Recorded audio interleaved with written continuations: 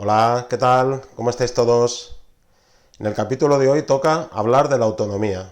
Bajo mi punto de vista, la variable más importante a la hora de comprar un vehículo eléctrico, ¿no?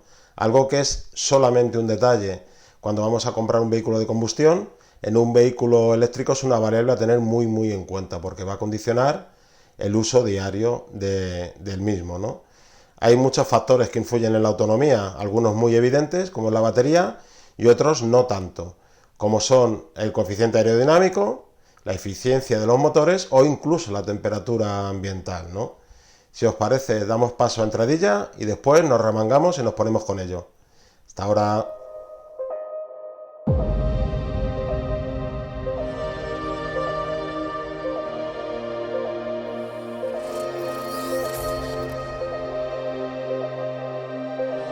El factor más importante a medir a la hora de comprar un vehículo eléctrico, bajo mi punto de vista, es la autonomía, bueno, junto al dinero, evidentemente, el precio que tenga el mismo, ¿no?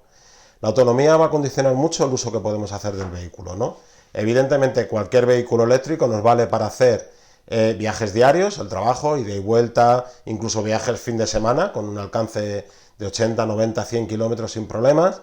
Pero ya si intentamos abordar otros retos más largos, es decir, viajes de vacaciones, Semana Santa, visitas familiares que no están tan cerca, pues sí que le vamos a exigir mucho mayor alcance al vehículo que tenemos, ¿no? Que hemos comprado.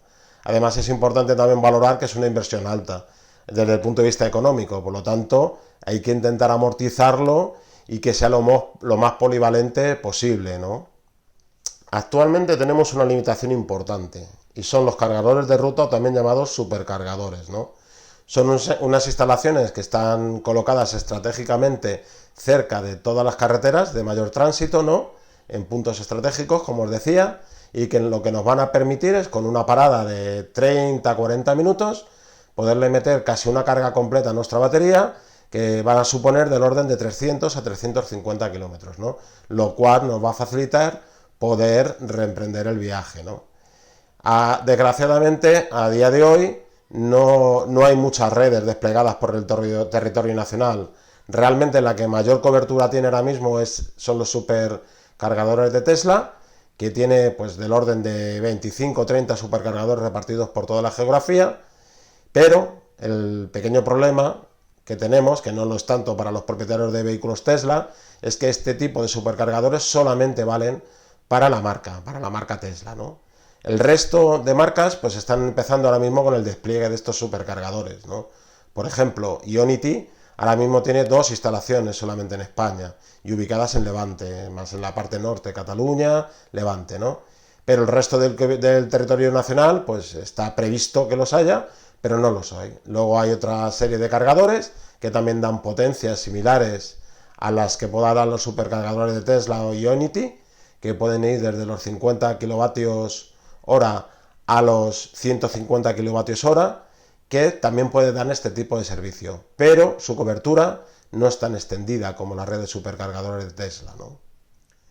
Bueno, hay otro pequeño hándicap y es que podamos cargar también nuestro vehículo eléctrico en casa, ¿no? Este quizás es más salvable que el de los supercargadores de las rutas, ¿no? Que eso ya dependemos de una multinacional que haga una inversión fuerte y cree esta red, ¿no? Pero en casa, pues somos nosotros los que tenemos que hacer esa inversión, ¿no?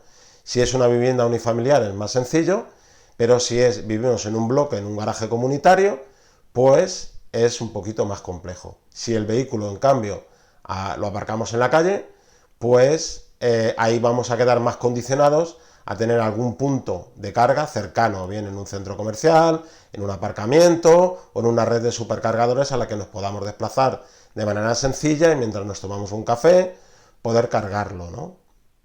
Entrando ya en materia, ¿cuáles son los factores que van a influir en la autonomía de un vehículo? Bueno, el primero, y este sí que es compartido también con cualquier tipo de vehículo combustión o eléctrico, da lo mismo, es el conductor, ¿no? Evidentemente, en función de la eficacia, lo eficiente que sea el conductor, pues va a variar la autonomía. Si hacemos aceleraciones innecesarias o vamos con un ritmo alto de manera constante, pues evidentemente la autonomía se acorta, ¿no? Como en cualquier tipo de vehículo. Lo único que en un vehículo eléctrico quizás sea un poco más sensible a la misma, ¿no?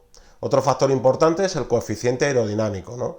Este ya os decía en otro capítulo que quizás no es el más valorado, pero sin embargo sí que tiene una repercusión importante, ¿no?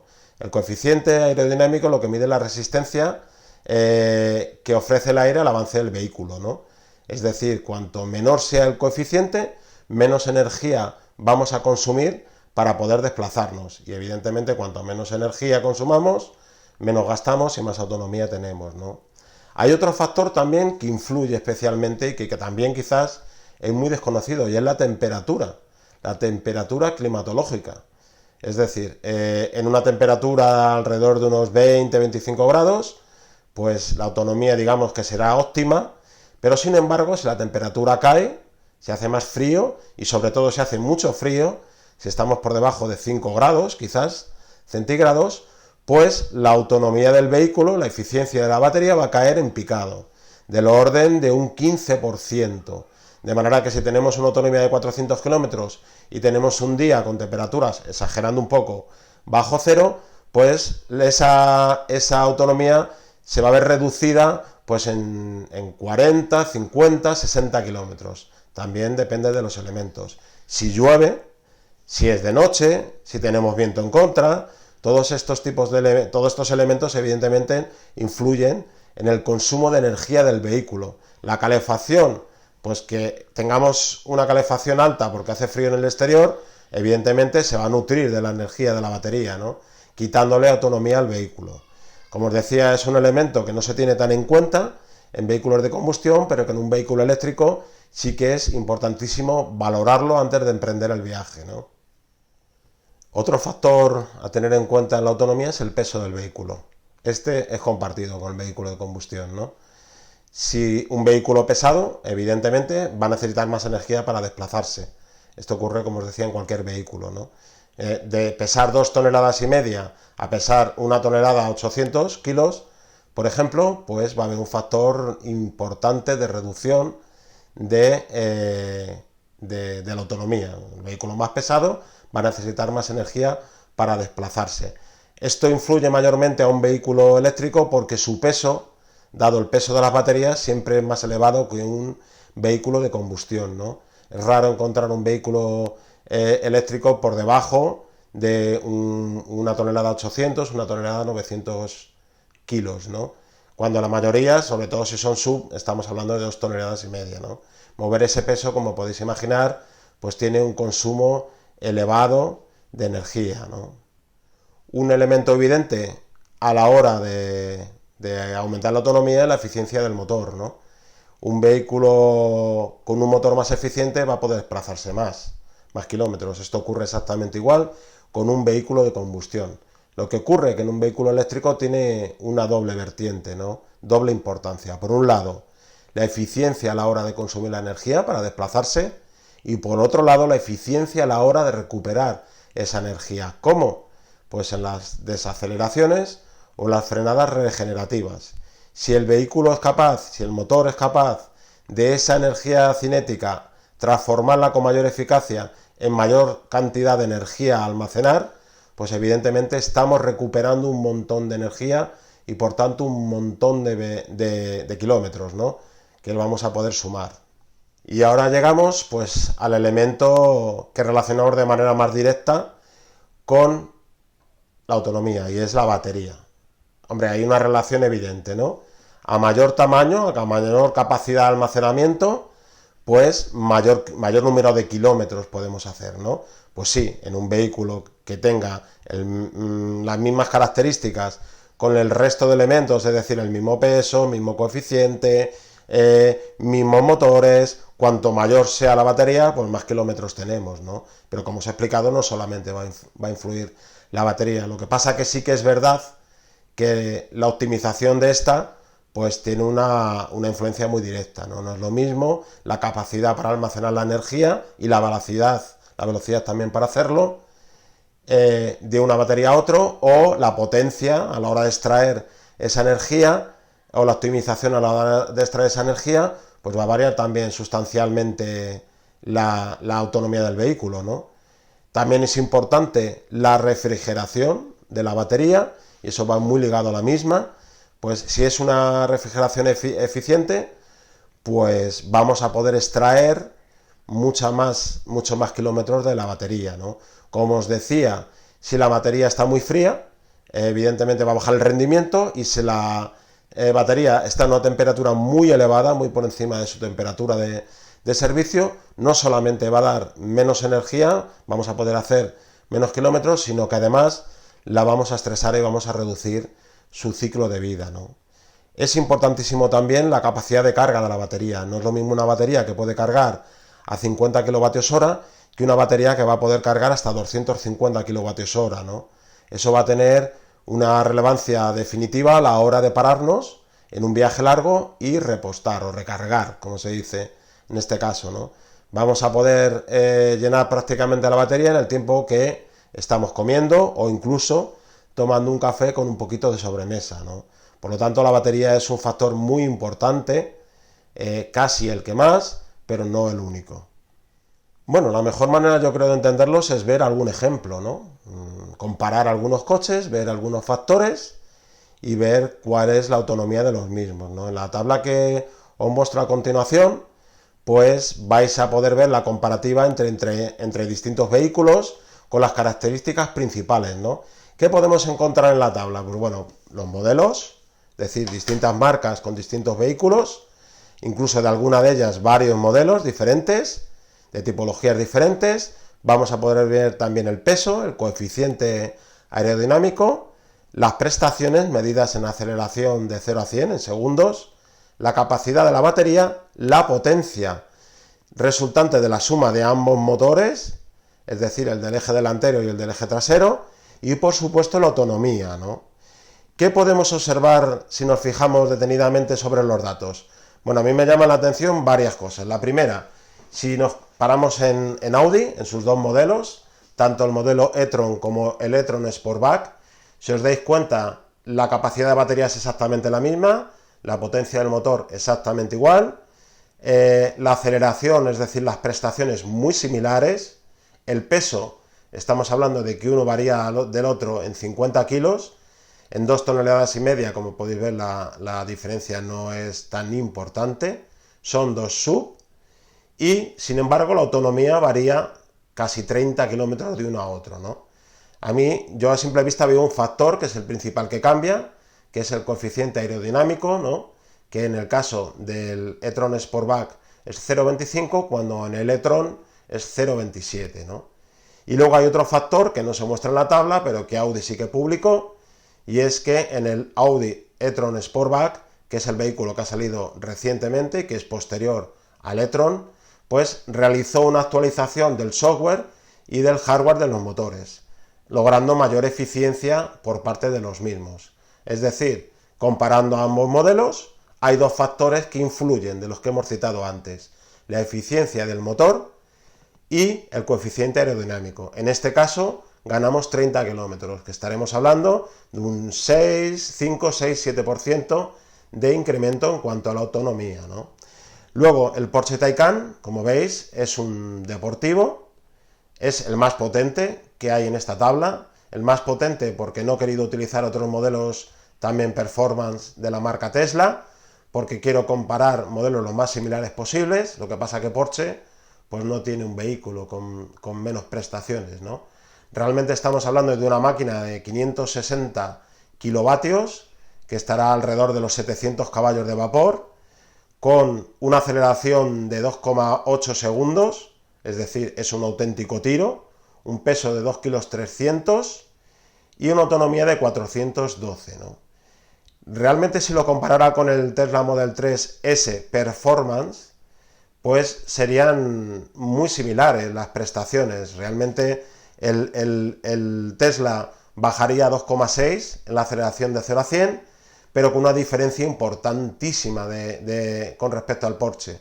Y es que esa autonomía se aproximaría muchísimo a los 600 kilómetros, es decir, la sacaría un 30-40% más de autonomía al Porsche, ¿no? Con un peso similar, con un coeficiente aerodinámico similar y con una batería que solamente tendría 7 kilovatios hora más de almacenamiento.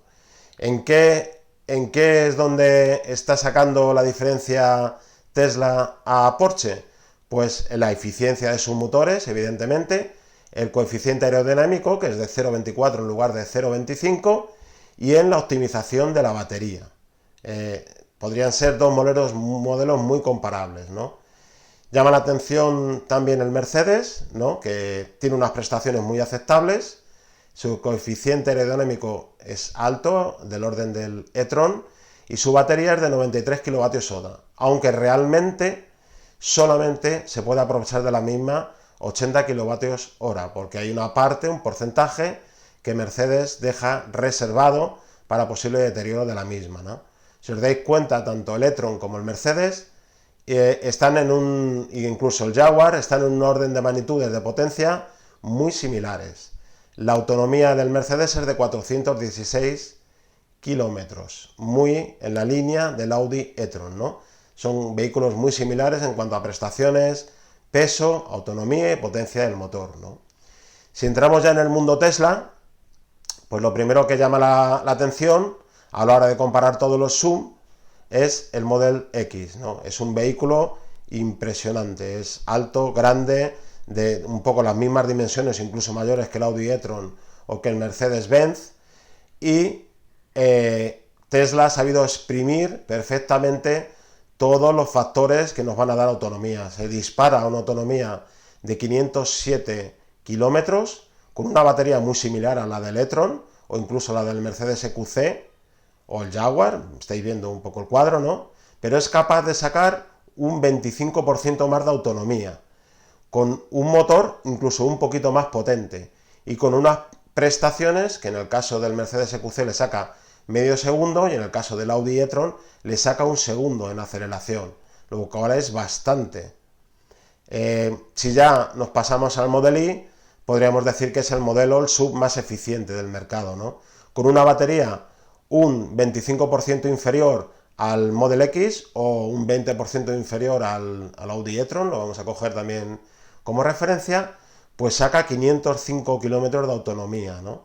Con un motor de 258 kilovatios de potencia, es capaz de sacar también unas aceleraciones de 5,1 en el orden del Mercedes y del Audi, con un coeficiente muy bajo y eso sí, con un peso media tonelada por debajo.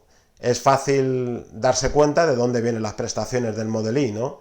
Porque es más rápido que el Model X. Por de entrada tenemos media tonelada menos. 0,02 menos en el coeficiente aerodinámico. Y luego los motores son de última generación, por lo tanto serán, me imagino, mucho más eficientes, ¿no? Por lo tanto, con una batería inferior es capaz de sacar la misma autonomía que un Model X o sacar 100 kilómetros más de autonomía que un Audi o que un Mercedes, ¿no? Realmente creo que es el vehículo del momento el que a día de hoy se lleva la palma en cuanto a todos los valores que podemos comparar en un vehículo de estas características, ¿no?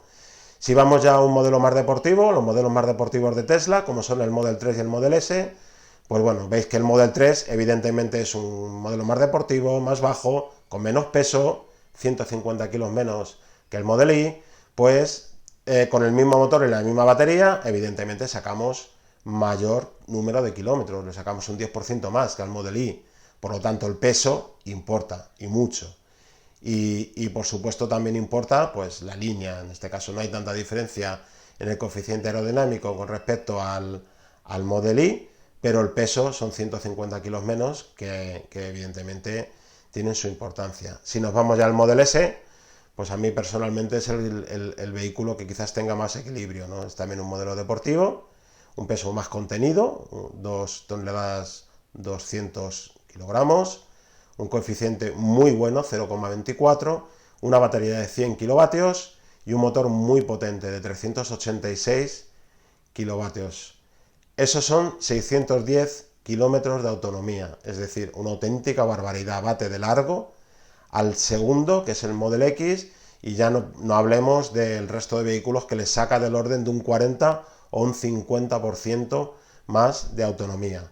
Por supuesto, las prestaciones a nivel de aceleración son espectaculares, 3,6, 3,8 segundos, yo creo que ya son unos valores a tener en cuenta. Como os decía, faltaría un modelo, un Model S, el performance, el 100 de performance, que la diferencia básica que tiene con el Model S es el nivel de prestaciones del motor, porque la batería es la misma, y con un nivel de prestaciones superior es capaz de bajar 1,2 segundos el nivel de aceleración y situarse en 2,6 y tener el récord absoluto entre todos los modelos eléctricos que hay en el mercado a día de hoy.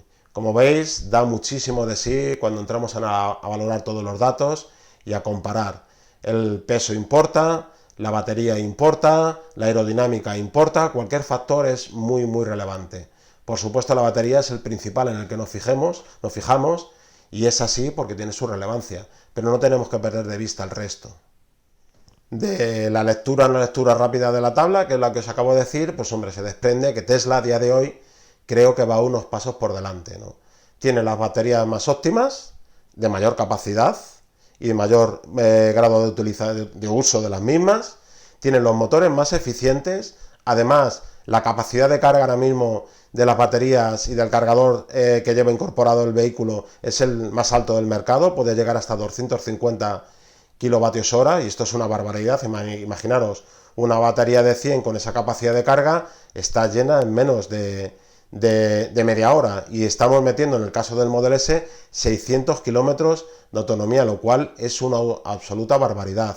Han trabajado mucho el coeficiente aerodinámico, por lo tanto las líneas están muy trabajadas y tiene vehículos posicionados en muchos segmentos, deportivos pequeños, deportivos grandes, submedianos y subgrandes, como son el Model X. Por lo tanto, a día de hoy hay que reconocer que va algunos pasos por delante, no en vano, llevan 8 años fabricando y con una inversión muy potente en tecnología eléctrica, y eso se nota, evidentemente es así, ¿no?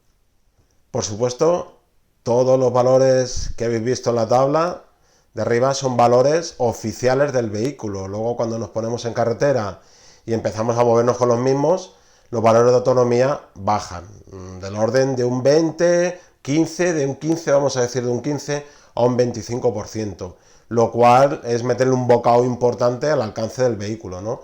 Ahí también, para ser honestos, influye mucho la marca, ¿no? El vehículo, los años que lleven de experiencia, porque precisamente los vehículos Tesla son los que quizás menos baja o menos porcentaje, podemos estar en el 15% menos de autonomía, pero el resto de vehículos pues va aumentando, ¿no? El diferencial con las cifras oficiales van incrementando. Esto es muy importante tenerlo en cuenta, porque si vamos a abordar un viaje de 600 kilómetros y vemos que hay un cargador de ruta a 300, tenemos que ser muy realistas a la hora de medir el alcance y saber si vamos a llegar a dicho cargador. Por lo tanto, tenemos que trabajar con nuestra experiencia y ver un poco en el día a día el alcance real que nos está dando la carga de batería, ¿no? Lo que no podemos hacer es quedarnos cortos a la hora de llegar al supercargador o en el supercargador en el caso de viajes largos, ¿no? Porque mala solución vamos a tener. Este es un factor importantísimo a la hora de comprar un vehículo eléctrico. A día de hoy, evidentemente es un hándicap. ¿Por qué? Porque no hay muchos puntos de carga en las carreteras, no hay muchos supercargadores, ¿no? El panorama va a cambiar de manera drástica en 5 años, ¿no? Y dejará de ser un problema.